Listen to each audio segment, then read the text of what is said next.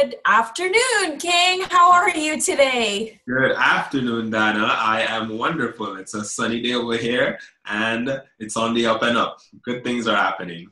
Thank you. Yes, that's fantastic. Yeah, it's sunny over here too, but I think you and I have been having a conversation. I want to welcome anybody who's watching us today. Yeah. This is a really great and very relevant topic that we're talking about today. I have been very, very heavy at heart over everything that's been happening in the world. And we were actually going to talk about another subject, to do with wellness. But I'm so thankful that, I have my teacher here because this has been a real problem in the world, with all the death and the violence and the hurtfulness. I mean, even just me speaking about it is very difficult today. Yeah. I know that, we are here for a higher purpose. Mm-hmm. And I know that when, as you always taught me, King, when things like this happen, we need to always sit and question ourselves and think, what am I to learn from this? What is happening? But, I really honestly feel so drained. I feel, even though I'm not physically present in, Paris and in, Syria and in Iraq and all of these places right now, and I think even Sierra Leone today, is suffering.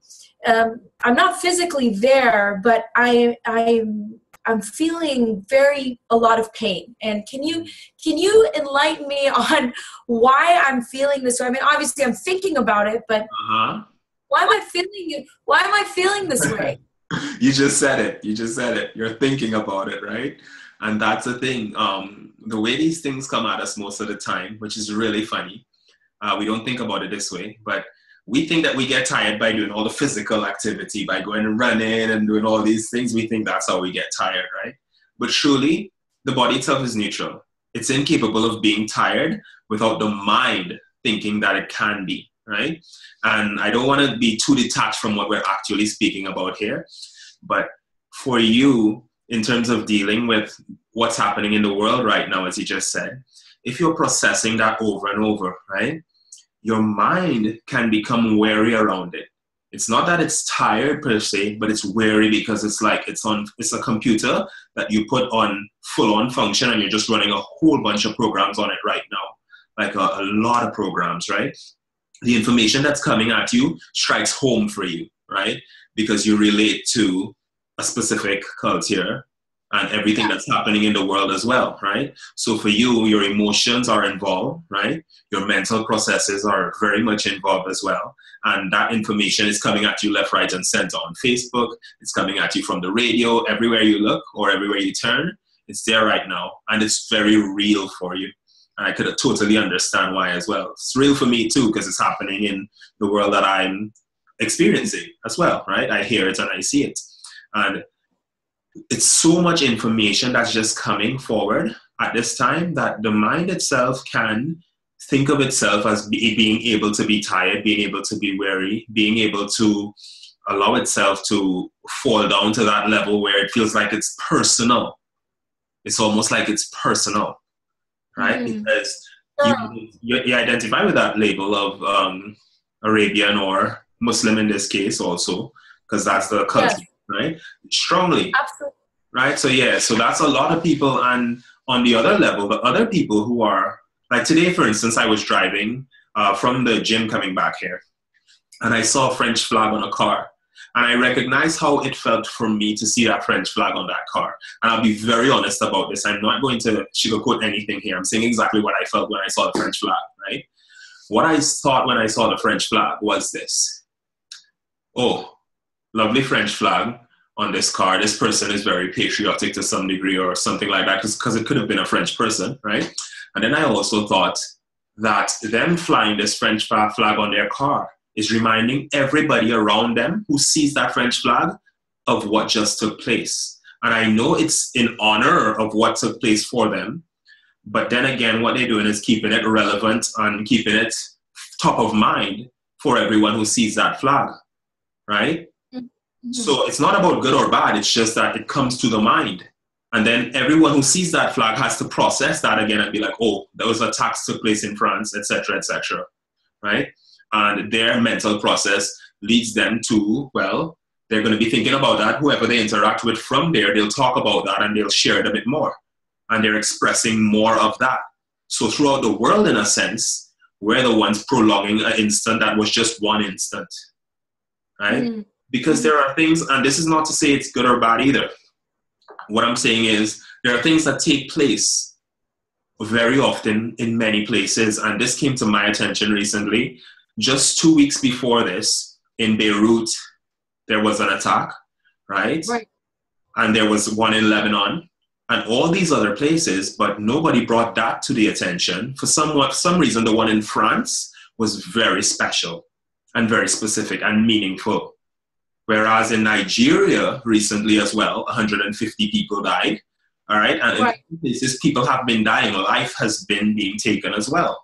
But for some reason, this one is very special and specific, and it got a lot of media coverage. It's on Facebook, all the banners and everything, and people are very involved in it, right? Well, media is certainly portraying, this specific group now. Yeah.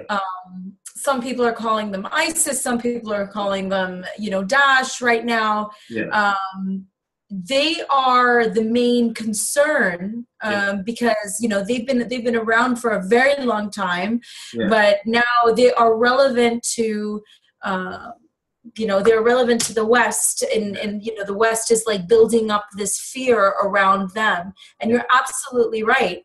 I'm always making sure that if I post anything to do with like spreading peace or love, that it's to the world, that it's to anyone in the world that's suffering right now. Yeah. And the reason also, King, you're absolutely right about the mental, about the physical. We also talked about worrying, you and I, about how it's a form of prayer. And it's almost like and you always tell me that our minds and our souls are always in search of peace. It's almost like it starts to like, this machine starts going, okay, where's the peace? Where's the peace? Where's the peace? Yeah. And when it's so far away, that's where the feeling of helplessness comes. Yeah. It's like, well, I can't do anything. And again, that makes me really angry, that to know that I feel just like very, very small because I'm not a politician. I don't sit in a big, desk somewhere. In a sense, right? Around it. Yeah, but you always mention to me, which brings me peace. Yeah. And another teacher of mine also on Facebook, that I am actually doing something by thinking about this. Yes, you are. Yeah, and I agree with that. That is exactly what I do say, and I say it because I mean it. Now, we can think of things on a physical level where we feel like we have to go out there physically and do something and run a food drive and all of this stuff that people usually do, right? But if you look at the success rate of those things and you really take a good look at them, yes, they help some people, but in the long run, they don't work as well as people think they do, right? And I'm not against it in any way. I think that it's actually a good thing to give in general, but it's the spirit of giving that matters, right? Not so much the act that you're doing. And when I say the spirit of giving, what I mean is this. We can look at that same situation, whichever situation it is, right?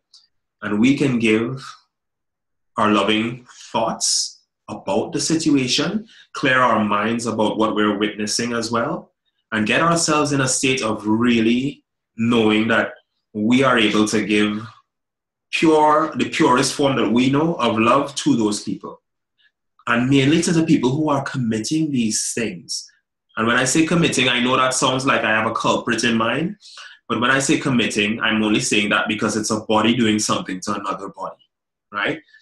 What I'm talking about in general in being able to help with people like ISIS who are going through these things and doing what they have to do, their thoughts are messed up right now. That's the truth about it. To be perfectly honest, their thoughts are messed up. They're killing people. That is just not cool, right? Yes. So no, they're sick in their minds. They are sick in the mind because they believe something that is allowing them to be harmful to others. Right. In order to help them, we have to get their minds straight. that is what needs to be done. They need to be either not taken out and shot and all that, but educated differently, shown the value of life. Like I heard them say recently that, and I heard this over the radio as well, that they love death more than we love life. That was one of the statements I heard, right? And that is pretty bad because they look at death as this portal to some sort of becoming grand, becoming closer to what the Almighty is for them or whatever the absolute is for them. But they have no way to verify that because when they're dead, they're dead. So they could be living in fantasies, right, about it. And at the end of the day, nobody verifies it because they're dead anyway, right? And I don't have a problem with them believing that. The thing is, if they take action on that and stop other people from living the course of their lives, which is natural as well, then something is off.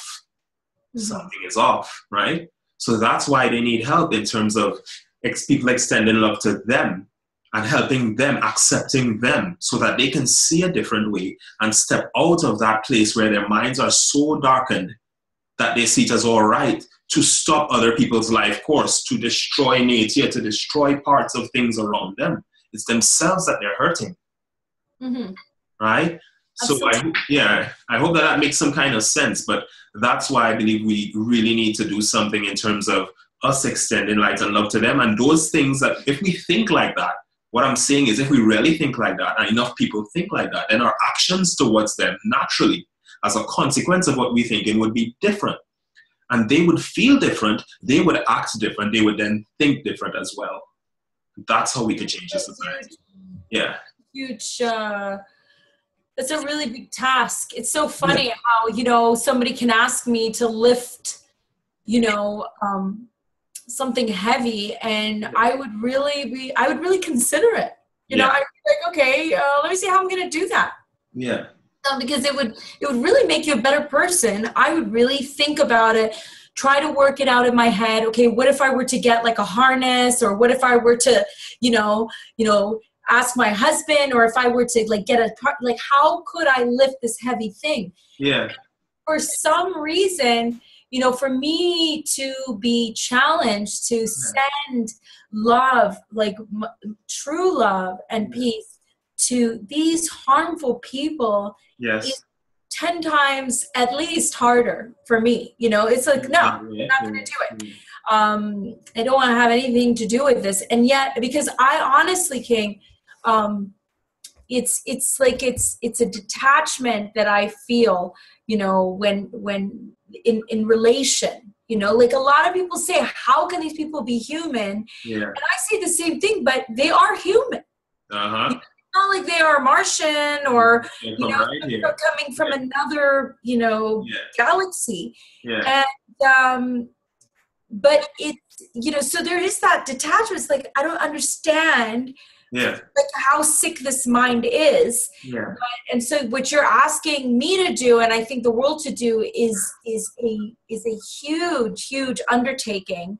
But I really believe that we have to try and do that. We really do, because it will shift things. Yes. And it'll allow us to grow and come together. And I think that's what the message is. That's what the message is. Yeah. So, coming back to this, speaking that, I'm an Arab and this is my community, and I am a Muslim woman. I choose not to wear hijab, but I respect all the Muslims, people who do. Yeah.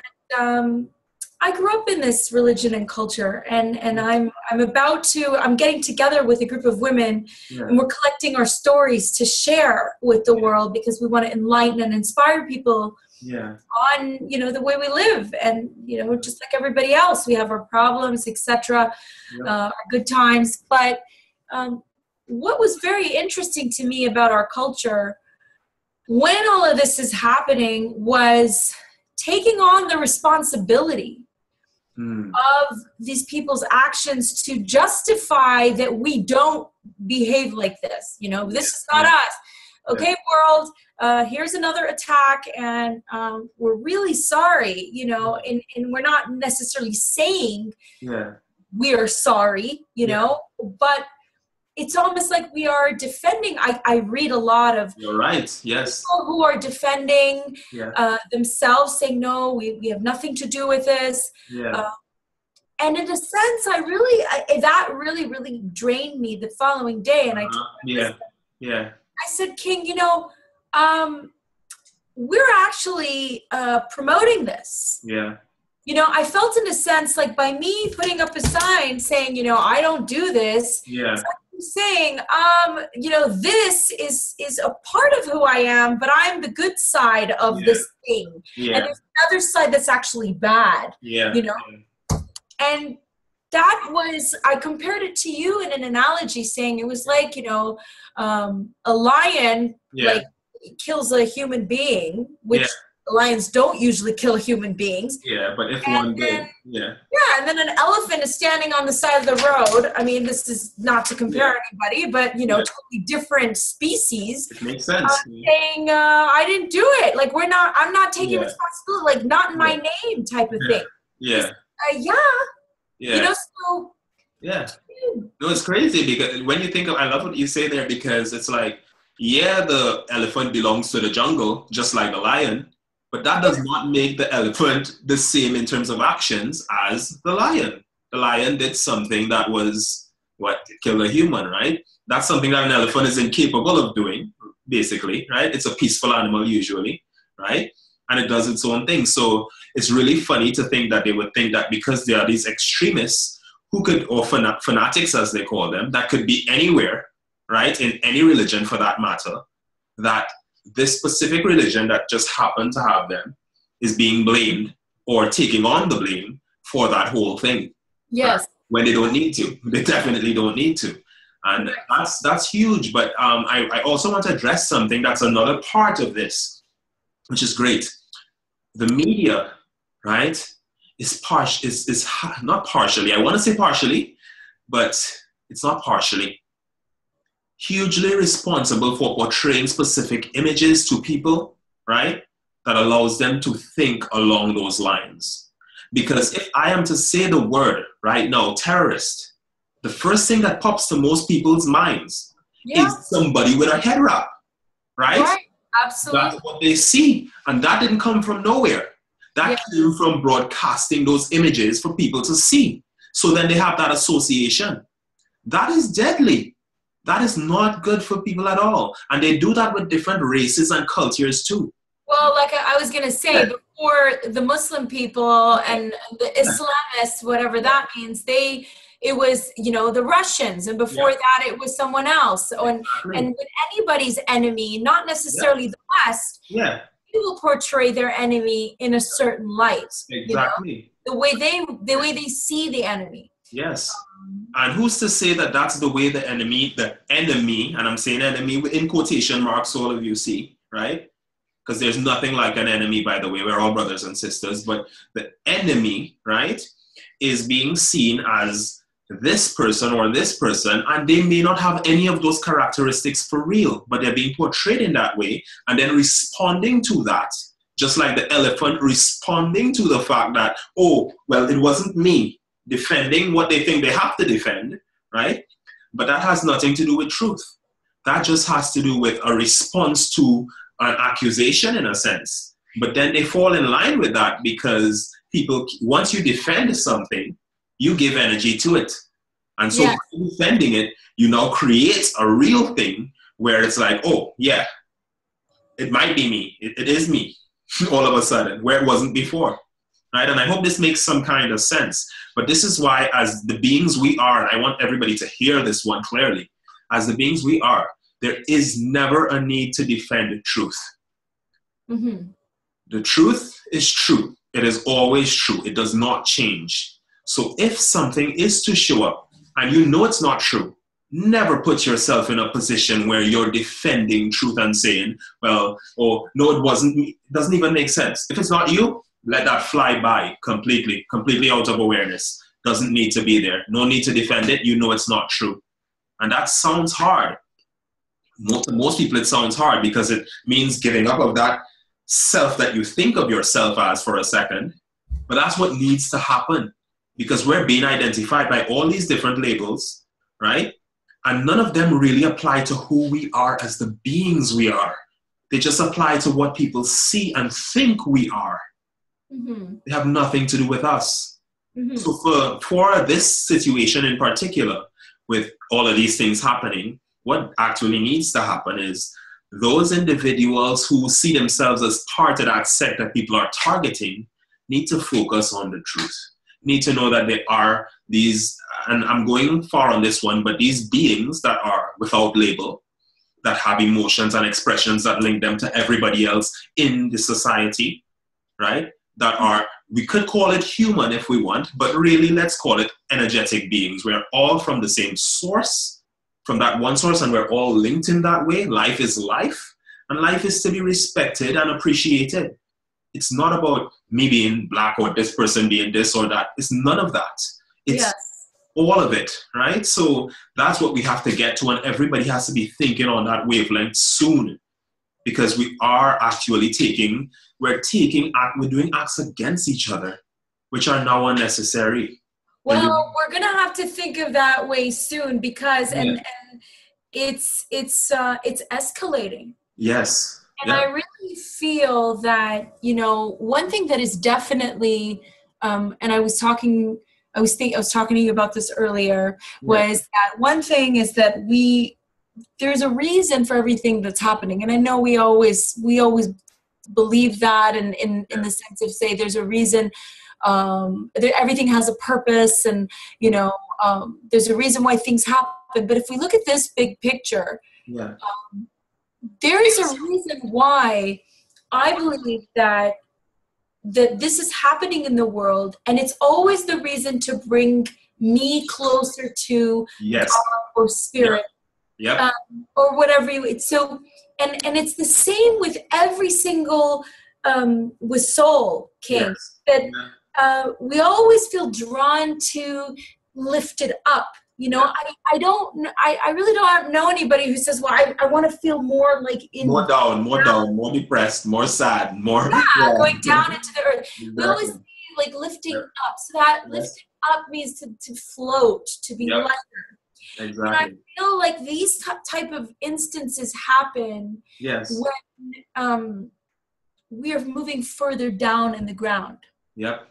And we need to be lifted back up. And it's really, really, it's saddening to think that, these things have to happen. If we just focus on love, then these things won't happen in such atrocities, like in so many, like, people suffering. So, I mean, how would you think that this, do you agree, like, I know that you agree with me, but like, do you want to add something to that? Yes, I do agree that the idea is to focus on love in order for us to elevate. And what's happening is those things that show up, like we just said, I love that you said it that way as well. Those things that show up are to bring us back to that. And how they bring us back to that is that we can look at the context of the situation. We can look at the situation itself. And as we look at the situation and we see what we're not, we can realize that that's pulling us out of that, right? So that we can go towards what we are every single time. So everything that comes and seems to be against us is actually pushing us back in the direction that we need to go, towards love, towards unity, right? And that is what we need to be going towards. So in a sense, those things that seem to be against us are actually working for us, because they're still pushing us back towards love. And our focus is on love and on unity, right? So that's how we can use those things and continue to grow upwards. Because even though it's seeming to be a tragedy for bodies and all that stuff, the main thing is we get to know that we are not bodies. We are connected. We are one. We get to get back to that space, always returning to that space. As long as we're moving away from separation and towards unity, we're actually moving in the right direction. I really hope so. I mean, I know these lives that were lost were, wives and dads and brothers and everything. So, their souls will be missed. Yes. Around their loved ones. Yeah. But I really believe that those people, wherever they are in the world, are angels because they are helping us come closer to the light. Yes. Yes. So, for them to have, gone through what they went through, for us to get closer, in a sense, is a really is a blessing to have had them, in our lives, all of us. Yeah. Right. So King, I mean, I guess moving forward, the solution that, you had mentioned, which, when we were, before we aired, was that we were thinking about how we think of things always in physical, physical form of doing, and this goes back to my feeling of helplessness. Yeah. And you were also talking about how even if we just go and we wipe out, like all of us together with, our guns and weapons and fists and whatever we decide, and wipe out physically these bodies that are harming us, or harming others, right? Yeah. Their ideology. Exactly. That's what it is. Existence, so the 9-year-old that was trained by the person potentially who was will probably come up and run the organization and make it might be even worse, right? Absolutely. And that's what happens with those ideologies. So definitely we have to come from a whole different space here. Right. We come from a space of, we know the physical is the physical. It is an effect of the mental. Nobody does anything unless they think about it. You don't even pick up a pencil without thinking about picking up the pencil. So the problem is not about trying to punish somebody and put them away for years in a prison or going and killing the head of the organization or whatever. We actually have to re-educate them, as you said a little earlier, in a way where they can see, they can reason, they can feel connected again. And that takes us doing the work on ourselves, so we become that loving influence. That's what it really is. It's a loving influence that influences those minds to heal themselves and come around to accepting that, yes, we are one. Regardless of what you believe or what I believe, we are actually connected and we depend on each other here. Come back around to yourself. And that's what we do by working on ourselves and then giving that love and influence to the people around us, affecting them in ways that they may not think of right now, but they will get to see as their minds are shifted because they realize that those that they're interacting with are not being hurt in that way anymore. That's the difference. They could hurt physically. Yes, they can hurt a body, no doubt about that. But if the ideas from us, just like they have an ideology, are stronger and they spread throughout society, right? Then that will be the dominant ideology. That's the only way that it can change. We cannot fight this with bodies. We actually can't. No. We must do it. Yes. Yeah. Definitely not. Yeah. So King, how would you say also, because this is a really, I've been reading a lot about, there's a lot of racism. Yeah. And again, it does not just hold to this particular, problem that we're facing. This is worldwide, right? There's different kinds of discrimination. Yeah. What's so interesting to me is whenever something happens to me, whether somebody will, swear at something bad that I distinguish as bad. Yeah. I always, when the situation is over, and I'm at peace again. I always think, I know. Because at the moment I'm like, I get numb sometimes, and I don't think at all. I'm like, why is okay? This is really interesting, and tough. When I'm at peace again, I always sit and think like, how did I attract that? Yeah. How did I create that to happen? Yeah, I think at this point, we have to we examine ourselves and see how did we attract that or create that. That is important so that we don't do it again. But more so, we also want to be in that place where, yes, it happened, but what was our reaction in it happening? Okay. Right? Because if the worst thing can happen to you, right? And you can be in such a state of peace that even though that thing is happening, it just flies right by you still.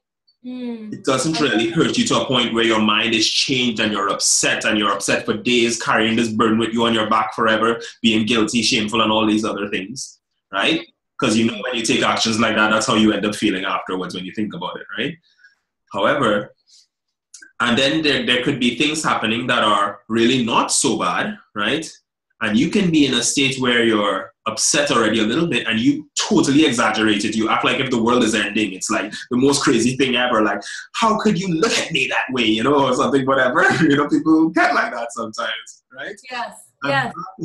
And that is the other side of it. If you're a little shaky and stuff, that could happen. So then it's more, again, coming back to self and seeing, how are you being as a being? How are you being? Love it. You know, how are you being? Yes. Yeah, because I think I read a quote like that once about peace, you know, that it's not, peace is not, it's actually being in a state when there's all this yet havoc around you. It's internal. Yes.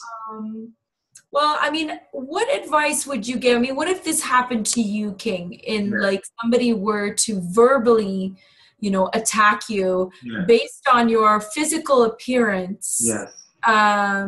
Again, coming from a world of fear, like the attacker coming from a world of fear, not knowing like who you are, but you know, how would you respond to somebody? You know, I've had this happen already a number of times in my life. Well, not good, but like good because it's good for this example, and I'm going to describe exactly what takes place moment by moment for me.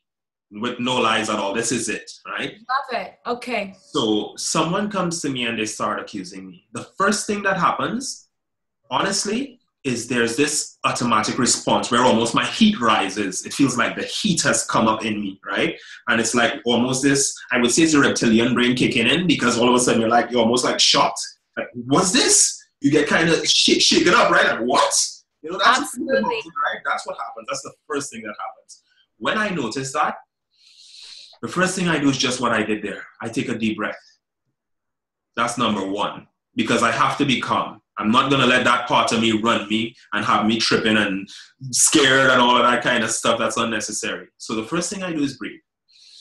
I think about what's happening. So I engage my mind, right?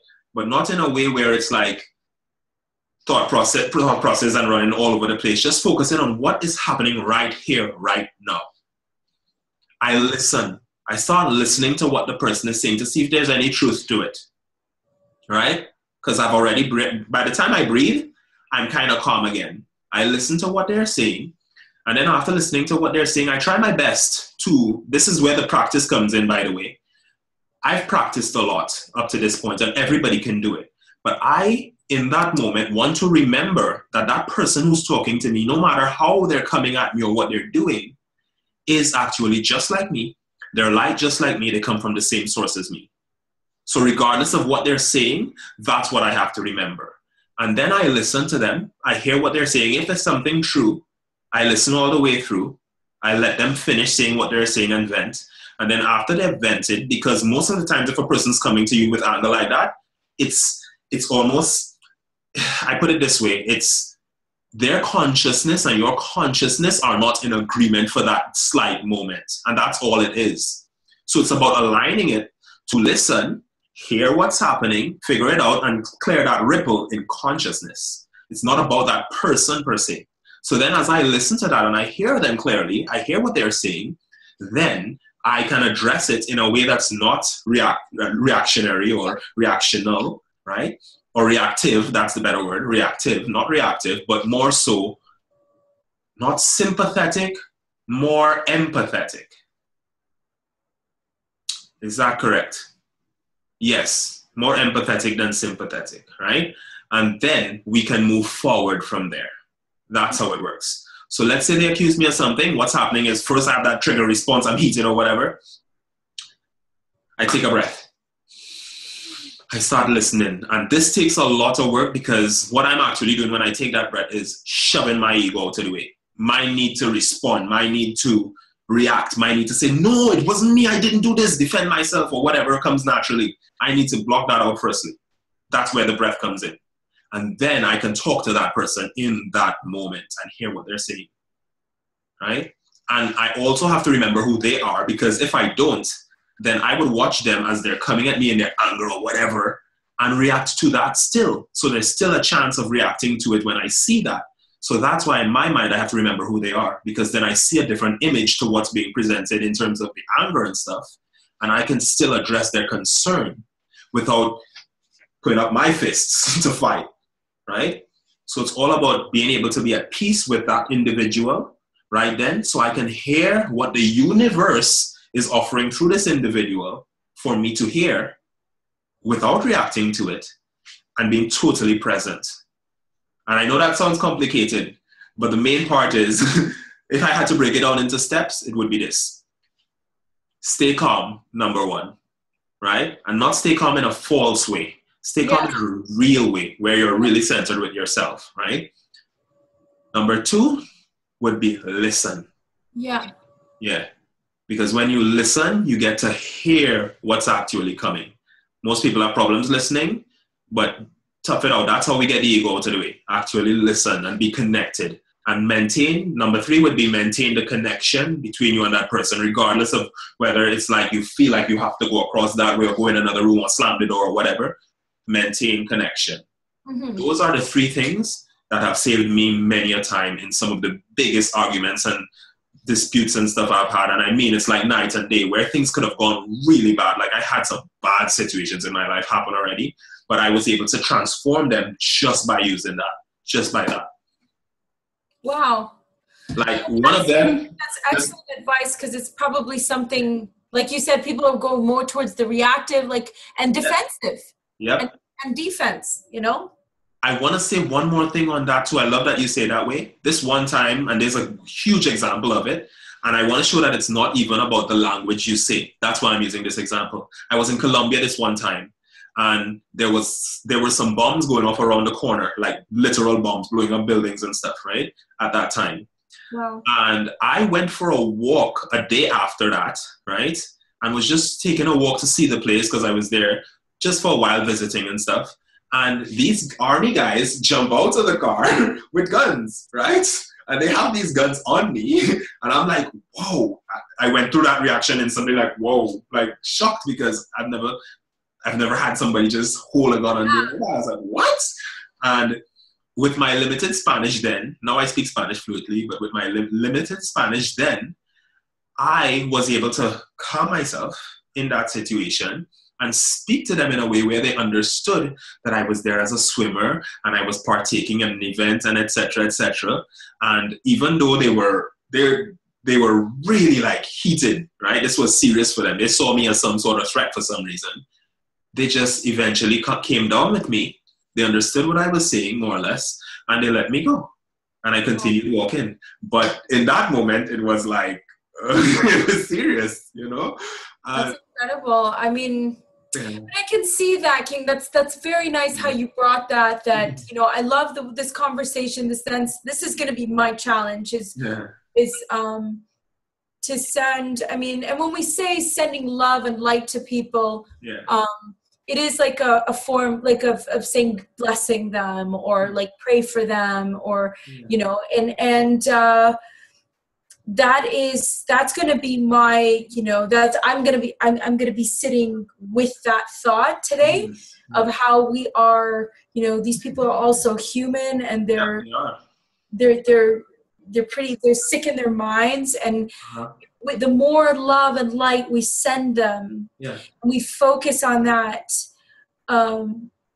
willingly, it will, I know that it will disperse the crookedness and the hatred and the anger. That's the goal that we should be focusing on, is how do we disperse this?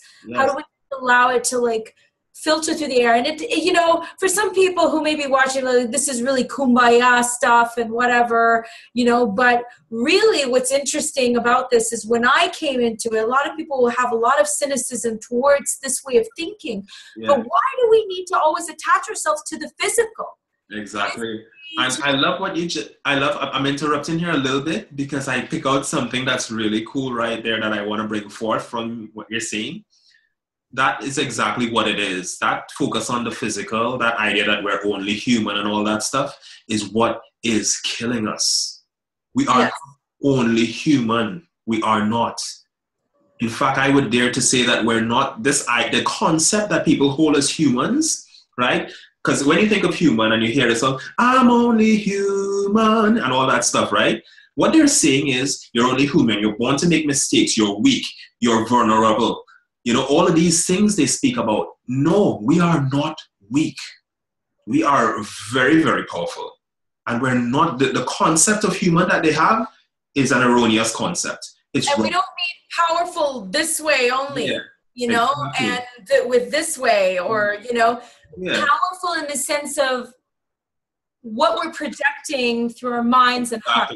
Exactly. That's where we're powerful. And that's where we need to focus on, not this idea of being this little thing in our body that's trapped and so vulnerable and weak. No, we are these magnificent antennas that are sending a signal to the entire universe over and over of how awesome we are and how much power we have because we're creating all these things. We're sending love. We're emitting all these different things that transform our entire environment and everybody around us. So then why would we settle for saying we're just this little thing, really?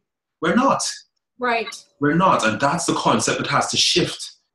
This whole idea of humanness in this little thing, this little capsule, it needs to go. We need to come back to the idea that, hey, we're united, we're one, we're connected, we're magnificent, we are wonderful. It's not fluffy talk, it's real talk. The real talk is we are wonderful. We are magnificent. Yeah. You know? And if we were to think of ourselves as that, then all these other people as well are that too. They are that too. We can't be shutting them down and acting like they're less than. No, they're just as magnificent as we are because we're one in the same source. Yes, but we need to... We cannot detach to swim up. You know? Yeah. It's almost like we can't attach to swim up. We have to kind of say, okay, this is how you swim. Yeah. Swim with me. Yep, exactly. We'll get to the surface together. How about that? Yep. Right? Because if we just cut the line, who knows what they're going to do at the bottom of the ocean later? We worry about that, right? Yeah. You know? But it's so interesting, this unity and coming together and stuff, King. And I really want to thank you, you know, for, you know, this insight. And again, you know, if anybody out there is like, who's watching and is thinking like, this isn't going to be easy. And neither is lifting a boulder, you know, but we can think creatively to lift the boulder. Yes. And we have created light bulbs and we've created a lot of cool stuff and like, you know, cell phones and put our minds to create the physical beyond what we could have ever imagined it to look like. You know? And I think it's time that we start using our creative minds to really go beyond the physical and more inside and the spiritual to solve this. Yes. If anybody's, you know, like me feeling like helpless, I just want to say that you're not helpless. Yeah. It's the love that you're projecting and the giving you're doing to your even small community, your family, your loved ones is dispersing. It is going through and rippling. Yes. Further and further into the world. So that's a real blessing to know that. And thank you, King, for reminding me and everybody who's watching that, you know, we are one and, you know, we can work together. And I think this is a time we all need to work together to disperse any harm. Indeed. I feel really, really happy about what just took place. Awesome. So thank you so much, Dana, for your time and for us coming together to do this and for being so clear in your explanation and descriptions once again. right? Thank You're you. really speaking, and I know that you'll speak to a lot of people out there. If you're out Yes. there and you're hearing this, I know Dana's speaking directly to you and speaking your language really clearly. We are very, very grateful for you, Dana. Thank you as well. And I'm grateful for you and everybody in the world. Thank you so much. Thank you. And King, the last thing I want to say is to all the families who are suffering and all the, the people, there is love. There is we are all blessing you with our warmth, and this will end very well. This will end very, very well. We're all going to be connected. Indeed. Thank you. Thank you, King. Eternal and infinite peace. Thank you, King.